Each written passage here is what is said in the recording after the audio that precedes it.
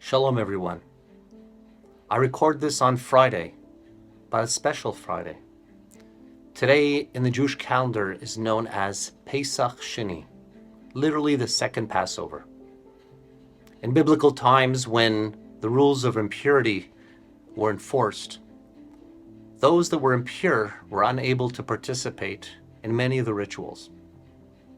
And one of those was the Paschal offering. And so in the desert, in observing the first Passover after leaving Egypt, those that were impure cried out to Moses and said, "Moses, how is it possible that we are being denied the opportunity of showing hakarat hatov, showing our gratitude, our thankfulness to God for all that He hath done for us, saving us from slavery, giving us freedom, and walking towards the promised land, a land where we can be the masters of our own destiny." And so they were granted their wish, and a second day of Passover, a month afterwards, was established for all those that were unable to participate in the original Pesach.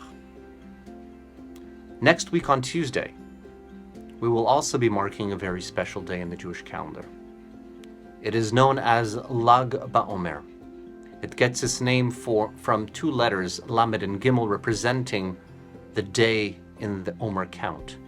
Lamed in gematria, or a numerical value, is 30, while Gimel, the third letter of the Hebrew alphabet, has the value of 3. So you add 30 and 3, you get 33. Lag BaOmer is the 33rd day of the Omer. As it happens in this week's Torah portion, which we read tomorrow, we actually read about the Omer, and we read about the mitzvah of counting the Omer. Lag BaOmer has become a day of celebration, for on this day, the plague that struck Rabbi Akiva's students stopped. And so we mark this day by celebration. These 2 days are interconnected. These 2 days teach us something very, very valuable. Pesach Sheni teaches us the value of second chances. In Judaism, we believe that there is no dead end. You may reach a fork in the road where you may have to make a decision as to which side to take. Or perhaps it's time for a U-turn maneuver. But there's always an option of moving forward. In this week's Torah portion, we are told that we must not profane God's name. What exactly does that mean?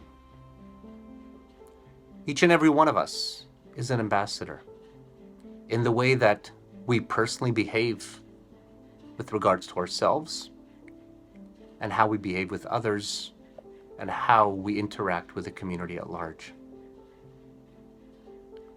On Lag BaOmer, we commemorate the end of the plague that struck Rabbi Akiva's students.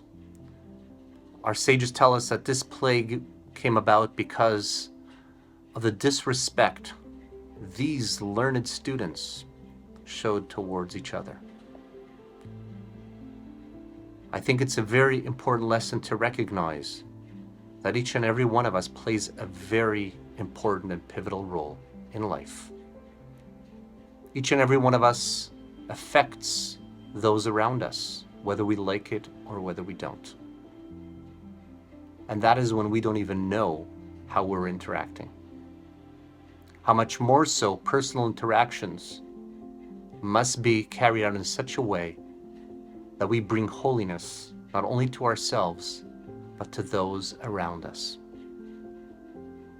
We are to be Or Lagoim, a light to the other nations. That is the way, the spirituality that we bring into this world. Every small little act, every little thing that we see, the appreciation, hakarat hatov, which Pesach Sheni teaches us, for all those things that are around us. By appreciating all these things, we bring meaning, we elevate even the most mundane of things. And this is the spirituality, this is the light. This is what we bring or supposed to bring into this world. I hope that this Shabbat you'll be able to reflect on certain things that perhaps you wanted to perform, to do, but for some reason were unable or did not. Well, you always have the opportunity to perform it.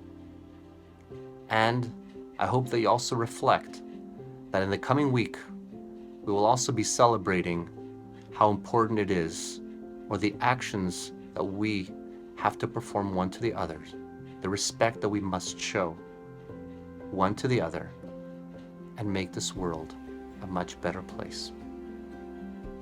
I want to take this opportunity to wish each and every one of you a Shabbat, Shalom Umevorach. May you have a great, peaceful, and blessed Shabbat.